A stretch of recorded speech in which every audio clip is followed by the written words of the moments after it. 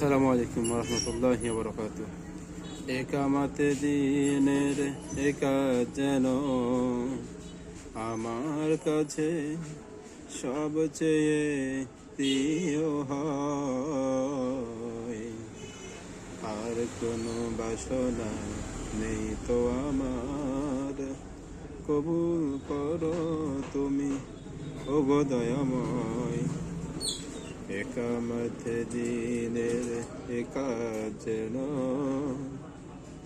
আমার কাছে সবচেয়ে প্রিয় হয়।